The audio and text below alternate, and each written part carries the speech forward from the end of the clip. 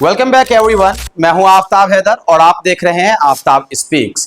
मैं फिर से आ गया, वैसे ही जैसे लोकसभा चुनाव में आपके पास नेता आ जाते हैं कभी हाथ जोड़कर, कभी आपका पैर पकड़ने आ जाते हैं, क्योंकि उन्हें लेना होता है आपसे वोट। खैर, उन्हें वोट लेना होता है क्योंकि उनको बनानी होती है सरकार। वैसे इस बार चुनावी मौसम चल रहा है, भारत में चुनाव चल रहा है, कुछ ने वोट डाल दिया है, कुछ इंतजार में है, कुछ लाइन में है। खैर, किसकी बनेगी सरकार? उनकी जिनकी 70 सालों से बनती रही है, या उनकी जिनकी पिछले 10 साल से बनी हुई है? इनकी या इनकी? मुझे नहीं पता किनकी बनेगी सरकार। खैर, आप मतदाता हैं, आप बेहतर फैसला कर सकते हैं कि किसकी बनेगी सरकार। जिनकी भी बनेगी सरकार, हमें क्या, हमें तो चाहिए अच्छी शिक्षा, अच्छी मेडिकल फैसिलिटीज, और हमें चाहिए एक ऐसी सरकार जो मिला सके हम सबके दिलों को, आसपास लोगों को मिला सके, देश में भाईचारा सद्भावना फैला सके। सांप्रदायिक सद्भाव जो सरकार फैलाएगी वही सत्ता में आ पाएगी, वरना तो सरकारें आती है जाती है, आती रहेंगी जाती रहेंगी। खैर, इस बार के चुनावी मौसम में किसकी बनेगी सरकार, बहुत सारे लोग हो जाते हैं इस बात से कंफ्यूज कि किसकी बनेगी सरकार।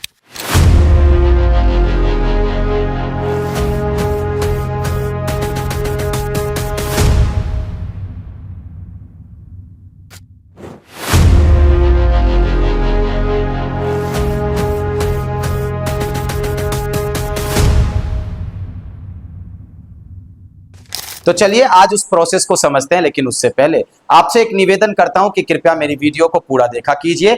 यदि आपको वीडियो पसंद आती है तो इसे लाइक, सब्सक्राइब और शेयर कर दिया कीजिए। साथ ही साथ कमेंट लिखकर अपना फीडबैक दे दिया कीजिए। यदि आपको वीडियो पसंद नहीं आती तो यह आपका मौलिक अधिकार है, आप चाहे तो वीडियो को डिसलाइक कर दिया करें, लेकिन पूरी वीडियो देखा करें। जो लोग सब्सक्राइबर्स हैं उनसे निवेदन है कि पूरी वीडियो देखें। जो नॉन सब्सक्राइब्ड है, कृपया करके वीडियो को सब्सक्राइब कर लीजिए ताकि मैं आपके लिए और ज्यादा बेहतर वीडियोस बना सकूं। तो शुरू करते हैं कि इस बार किसकी बनेगी सरकार। तो इस बार या किसी भी बार जिनकी भी बनती है सरकार, उनकी सरकार को बनाने के लिए एक खास प्रक्रिया होती है। भारत में लोकसभा के चुनाव चल रहे हैं और पूरे भारत को 545 लोकसभा सीटों में बांटा गया है। यानी कि पूरे भारत को छोटे छोटे क्षेत्रों में बांट दिया गया है, और इन क्षेत्रों को हम कॉन्स्टिट्यूएंसीज कहते हैं, यानी कि हिंदी में लोकसभा क्षेत्र। प्रत्येक लोकसभा क्षेत्र से एक प्रत्याशी यानी एक कैंडिडेट चुना जाएगा। जब भी एक कैंडिडेट चुना जाएगा, इसी तरह प्रत्येक क्षेत्र से चुनकर आने वाले कैंडिडेट की संख्या 545 हो जाएगी।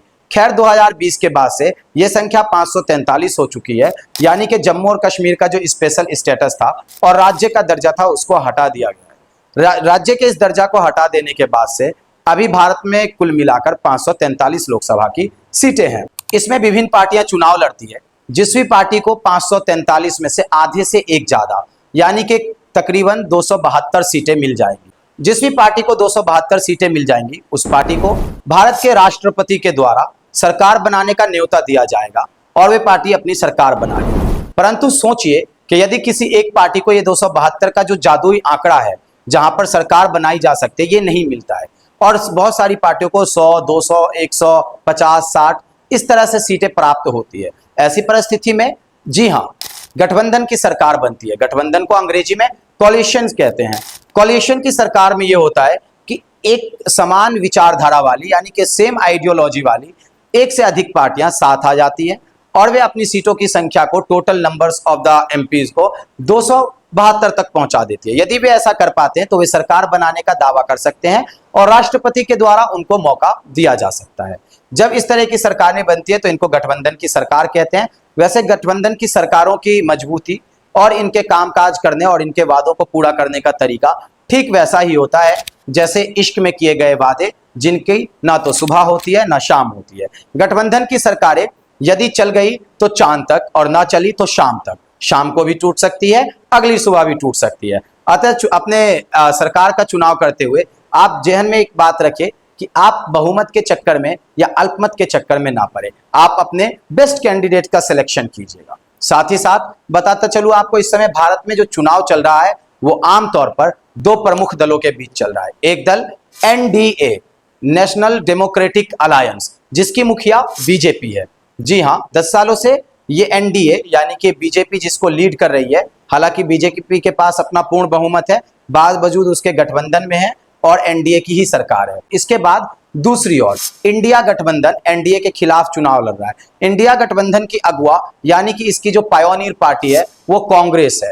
कांग्रेस की अगुवाई में विभिन्न क्षेत्रीय व राष्ट्रीय दल मिलकर चुनाव लड़ रहे हैं और बीजेपी का मुकाबला कर रहे हैं। यदि कांग्रेस पार्टी को बहुमत का आंकड़ा ना भी मिले और उसके दल में सभी प्रत्याशियों को मिलाकर सभी पार्टियों के एमपीज की संख्या 272 हो जाती है, तो वे सरकार बनाने का दावा कर सकते हैं और सरकार बना लेंगे। ये ठीक उसी प्रकार होगी जैसे मैंने बताया, चल गई तो चांद तक, ना चली तो शाम तक। आगे बढ़ते हैं। भारत में लोकसभा की 545 सीटों में से 84 सीट्स 84 सीट को रिजर्व किया गया है एससी के लिए। एससी मतलब शेड्यूल कास्ट के लिए। शेड्यूल कास्ट का मतलब होता है अनुसूचित जाति, वे जातियां जो पिछड़ी जातियां हैं, ताकि इनको संसद में सही रिप्रेजेंटेशन मिल सके। दूसरी ओर 47 सीटें यानी 47 सीट को रिजर्व किया गया है शेड्यूल ट्राइब के लिए, जिन्हें आप एसटी कहते हैं, यानी कि मूल निवासी आदिवासी, ताकि उनको भी संसद में एक उचित प्रतिनिधित्व मिल सके, उनके भी लोग हो जो वहां पर उनके मुद्दों को उठाए और उनको रिप्रेजेंट करे। इस तरह पूरा भारत बटा हुआ है। अब ये यदि किसी भी पार्टी को बहुमत मिल जाता है या गठबंधन की पार्टी सरकार बना लेती है, सरकार बनाने के बाद उस दल के जितने भी एमपी होते हैं वे सभी एमपी मिलकर लोकसभा में अपना एक नेता चुनते हैं। उनको लीड कौन करेगा? जब वे एमपी अपना नेता चुन लेते हैं तो वे नेता भारत के प्रधानमंत्री के रूप में जाने जाते हैं। यानी कि भारत के प्रधानमंत्री भी सामान्य स्तर पर एक एमपी होते हैं, यानी कि किसी लोकसभा क्षेत्र से चुनाव लड़कर आते हैं या फिर राज्यसभा से भी आ सकते हैं, और उनको लोकसभा के नेता, जो विजेता पार्टी के नेता है जिसको बहुमत मिला है, वे अपना नेता मान ले, अपना मुखिया मान ले, तो वे प्रधानमंत्री पद की शपथ लेंगे। प्रधानमंत्री की सिफारिश पर राष्ट्रपति मंत्रिमंडल का निर्माण करते हैं। प्रधानमंत्री व मंत्रियों को उनके पद की शपथ भारत के राष्ट्रपति दिलाते हैं। पद व गोपनीयता की शपथ लेने के बाद प्रधानमंत्री राष्ट्रपति और मंत्रिमंडल के बीच में एक चेन का या एक ब्रिज का काम करते हैं। राष्ट्रपति से प्राप्त होने वाली जानकारियां व आदेश निर्देश मंत्रिमंडल तक पहुंचाते हैं, व मंत्रिमंडल की गुजारिशों को, उनके निवेदन को राष्ट्रपति तक पहुंचाते हैं। तो एक पूरी प्रक्रिया है कि किस तरह से किसी की सरकार बनती है या किसी पार्टी की सरकार बनती है।